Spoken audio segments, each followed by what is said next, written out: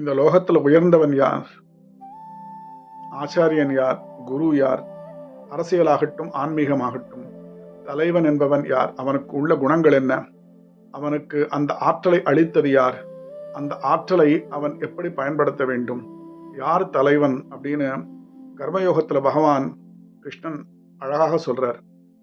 யத்ய தாசைதி ஸ்ரேஷ்ட தத்ததே வேத ரோஜனஹ யத் பிரமாணம் குருதே லோகஸ்ததனு வர்த்ததே.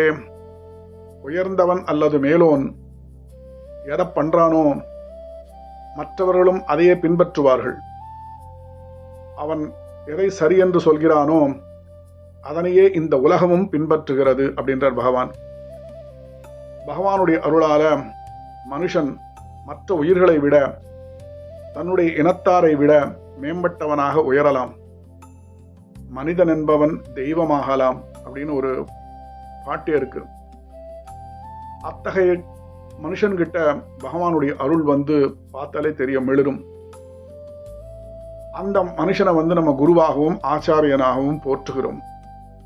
அதே நேரத்தில் அவர்களுக்கு பொறுப்பும் அதிகமாகிறது.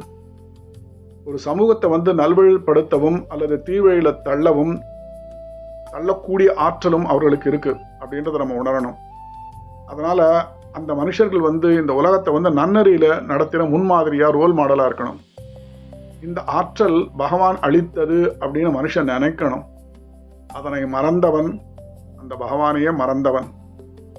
அந்த வகையில தான் அரசியலாகட்டும் ஆன்மீகமாகட்டும் தலைவர்கள் என்று கருதப்படுகிறார்கள். நமே பார்த்தாஸ்தி கர்த்தவ்யம் த்ரிஷு லோகேஷு கிஞ்சன நனாவாப்தவாப்யத்யம் வர்த்த ஏவச கர்மணி. அர்ஜுனா, 3 உலகத்திலையும் எனக்கு எந்த விதமான கடமையும் இல்லை.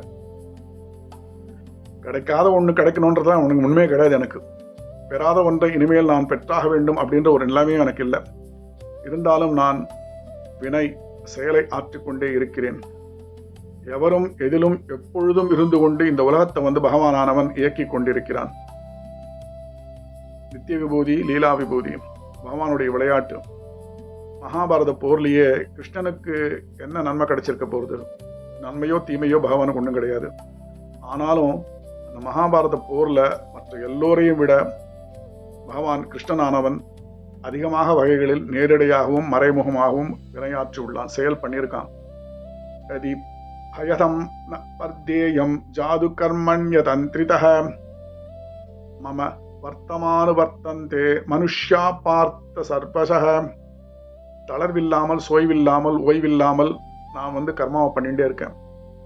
மனுஷர்கள் என் வழியை பின்பற்றுவார்கள். பகவான் என்ன சொல்றான்னா, மனிதர்களுக்கு ஒரு கர்மா இல்லை, எனக்கும் இருக்கு அந்த கர்மா. அதை நான் பண்ணிட்டே இருக்கேன். ஏன்னா என்னை அவ பின்பற்றுவார்கள். தலைவன் அப்படின்ற மற்றவர்களிடமிருந்து உயர்ந்தவனாக இருப்பது. அவர்கள்கிட்ட ஒரு நல்ல பண்புகள் இருந்தாலும் ஒரு பண்பு குறைவாக இருந்தாலும் அதுதான் பெருமளவில் மற்றவர்களுக்கு தெரியும். அதனால குறைவொன்றும் இல்லாத இருத்தலே தலைவனுக்கு ஒரு தகுந்த குணம். பகவான் உவாச்ச புத்திபேதம் ஜனயே தத்யானம் கர்ம சங்கினாம் ஜோஷயத் சர்வ கர்மாணி வித்வான் யுகத் சமாச்சரன். ஒரு ஞானியானவன் வினையாற்றுவதில் மிகுந்த பற்றுள்ள பாமரர்களிடத்து மனக்கலக்கத்தை ஏற்படுத்தக்கூடாது. எல்லா வினைகளிலும் தானே ஈடுபட்டு மற்றவர்களையும் அதில் ஈடுபடுத்த வேண்டும். பிறவி அப்படின்னு ஒன்று கிடைச்சப்புறம் அந்த மனுஷன் வீணான வாழ்க்கை கழிப்பதை விட சிறந்தது அவன் பற்றுடன் வினையாற்றுவதாகும். கடைசியா பகவான் சொல்றார், சரி ஒரு பிறவி கிடைச்சிருத்து, அந்த பிறவியை வீணடிக்கிறது கேட்டாலும் அவன் ஒரு பற்றோட ஒரு காரியத்தை பண்றானா பண்ணட்டும். பற்றில்லாது வினையாற்றுவது அப்படின்னு ஞானியர்களுக்கு தான் முடியும். சாதாரண மனுஷர்களுக்கு தன்னுடைய சுயநன்மைக்காவது பற்றுடன் விளங்குவதால் அவர்கள் தொடர்ந்து வினையாற்றிக் கொள்ள இருக்கட்டும், அவ பாட்டுக்கு இருக்கட்டும். இம்மை மறுமை பயன்பெற பற்றற்று வினை புரியுங்கள் அப்படின்னு அறிவுரை கூறுவது முழு அளவில் வெற்றியை தராது. அதனால அந்த ஒரு பற்றோடு ஒரு காரியத்தை பண்ணட்டும். பண்ணும்போது கடைசியாக அவன் மெல்ல மெல்ல இந்த ஆன்மீகத்துக்கு வருவான். இயற்கையின் குணநலங்களால் எதனால அப்படி பண்றான் அப்படின்னா, இது இயற்கையின் குணநலம். கர்மங்கள் செய்யப்பட்டு வருகின்றன, வினைகள் செயல்பட்டு வருகின்றன.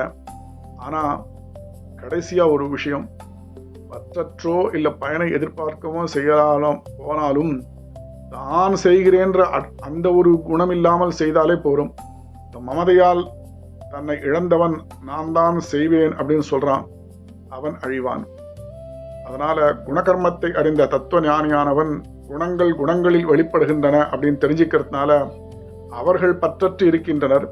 பற்றோடு செய்யக்கூடியவன் அதனுடைய பலனை எதிர்பார்த்தாலும் பற்றோடு செஞ்சாலும் நான் செய்கிறேன் அப்படின்னு அதையான அட்லீஸ்ட் நினைக்காம செய்யக்கூடியவன் கொஞ்சம் கொஞ்சமாக கர்மயோகத்தில் ஈடுபடுவான் அப்படின்னு பகவான் நம்புகிறார்.